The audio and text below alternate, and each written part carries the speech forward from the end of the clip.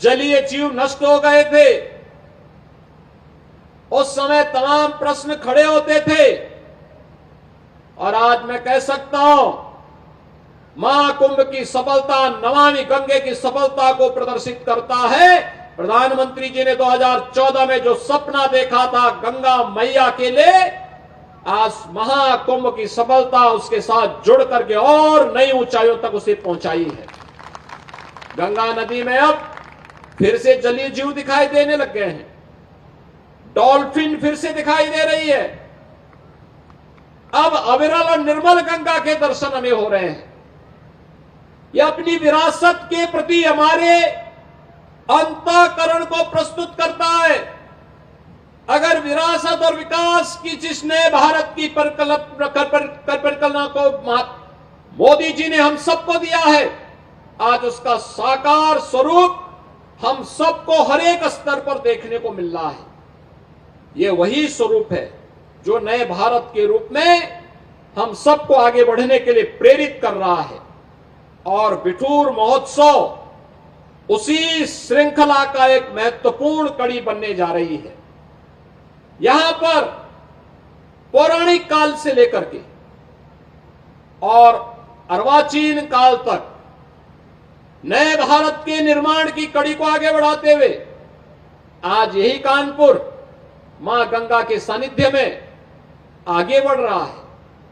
कभी देश का मैनचेस्टर कहा जाने वाला कानपुर अपने टेक्सटाइल उद्यम के लिए माना जाता था, लेकिन जिन लोगों के मन में भारत और भारतीयता के प्रति नफरत थी, उन्होंने कानपुर की उद्यमिता को भी पूरी तरह नष्ट करके रख दिया। कानपुर के उद्योग बंद कर दिए गए, कानपुर में बेरोजगारी छाने लग गई, अव्यवस्था पैदा हो गई। ये कानपुर ऐसे लगने लग गया जो कभी देश के 4 महानगरों में जिसकी गिनती होती थी, वह कानपुर नगर वीरान जैसा हो गया। वीरानी छा गई, कनेक्टिविटी से वंचित कर दिया गया, मां गंगा को प्रदूषित कर दिया गया, एयरपोर्ट बंद हो गया, उद्योग बंद हो गए, हर जगह लाचारी लाचारी। आप याद करिए, जब कानपुर के साथ ये हो सकता है तो देश के साथ इन लोगों ने क्या नहीं किया होगा, देश के संसाधनों में किस कदर लूट नहीं मचाई होगी। और इसीलिए मैं कहता हूं, बार बार कहता हूं, अंग्रेज चले गए लेकिन अपने मानस उत्तराधिकारियों को देश को लूटने के लिए उसी प्रकार से छोड़ गए जो दृश्य हम लोगों ने कानपुर के अंदर देखा था।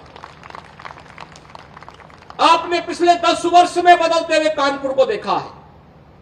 आज कानपुर में यहां पर औद्योगिक वातावरण बनाने के लिए फिर से डिफेंस मैन्युफैक्चरिंग कॉरिडोर का निर्माण का कार्य हो रहा है। एम्यूनिशन मैन्युफैक्चरिंग का काम यहां प्रारंभ हो गया है। यहां पर टेक्सटाइल के नए हब के रूप में विकसित करने के लिए फ्लैटेड फैक्ट्री का निर्माण कार्य युद्ध स्तर पर चल रहा है।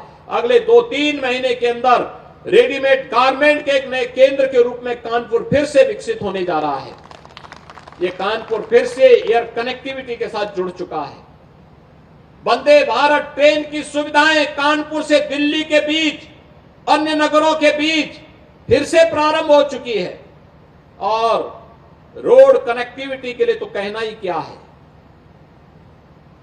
आउटर रिंग रोड हो या फिर लखनऊ कानपुर के बीच में ग्रीनफील्ड एक्सप्रेसवे का निर्माण, गंगा एक्सप्रेसवे के निर्माण होने के बाद पश्चिमी उत्तर प्रदेश और पूर्वी उत्तर प्रदेश की दूरी को और कम करने में कानपुर से मदद मिलेगी। यहां की कनेक्टिविटी के लिए जो भी गैप बचे हुए उनको हम ठीक करें, तो स्वाभाविक रूप से अपेक्षा होनी चाहिए और बिठूर को उसका गौरव प्राप्त होना ही चाहिए। इस दिशा में सरकार पूरी प्रतिबद्धता के साथ बढ़ करके कार्य करेगी। इस विश्वास के साथ आज यहां पर महाराष्ट्र से जुड़े हुए जो हमारे प्रतिनिधिगण आए हैं, मैं यहां पर खास तौर पर विनय सहस्त्रबुद्धे जी का और श्री सुधीर थोराट जी का, जिन्होंने नानाराव पेशवा की पावन जयंती को बिठूर में मनाने का निर्णय लिया। अभी आपसे मैं कहूंगा 1857 के प्रथम स्वातंत्र समर में कौन कौन से अस्त्र और शस्त्र प्रयोग में आए थे, प्रदर्शनी लगी है सामने, थोड़ा अवलोकन जरूर करना। याद रखना, यही हमारी विरासत थी, यही अस्त्र शस्त्र थे जिनका उपयोग करके अंग्रेजों को भगाने में और उससे पहले मुगलों के छक्के छुड़ाने में छत्रपति शिवाजी महाराज से लेकर के बाजीराव पेशवा और नानाराव पेशवा ने उस दौर में वह शौर्य और पराक्रम करके भारत के राजाओं के साथ मिलकर के इस कार्यक्रम को आगे बढ़ाया था। और उन्हें हम देखें, स्मरण करें, नए भारत के बारे में प्रधानमंत्री मोदी जी के अभियान को और मजबूती के साथ आगे बढ़ाने में हम अपना योगदान दें। इस विश्वास के साथ सरकार अपने महापुरुषों का सम्मान करने, उनके गौरव को पूरी प्रतिबद्धता के साथ आगे बढ़ाने के लिए पूरी कृतज्ञता के साथ कार्य कर रही है, कोई संदेह नहीं।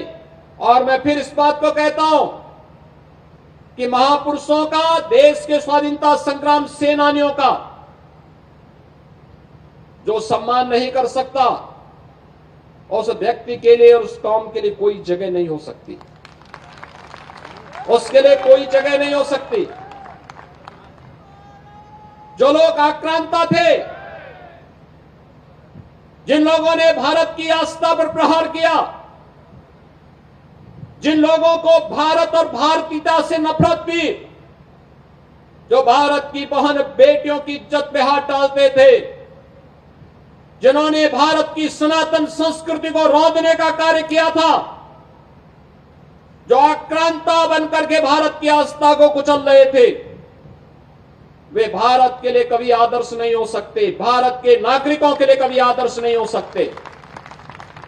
जो लोग कभी भी आक्रांताओं को अपना आदर्श मानते हैं, इन्हें तनिक भी अपने अस्तित्व पर, अपने वजूद पर तनिक भी अगर इन्हें अपने वजूद के लिए थोड़ी भी शर्म महसूस होती हो, तो इनको इंडोनेशिया के राष्ट्रपति के द्वारा रिपब्लिक डे परेड के अवसर पर दिए गए बयान का स्मरण करना चाहिए, जब उन्होंने कहा था, एक देश का राष्ट्राध्यक्ष कहता है कि अगर हमारा डीएनए कभी जांचा जाएगा तो भारतीय निकलेगा।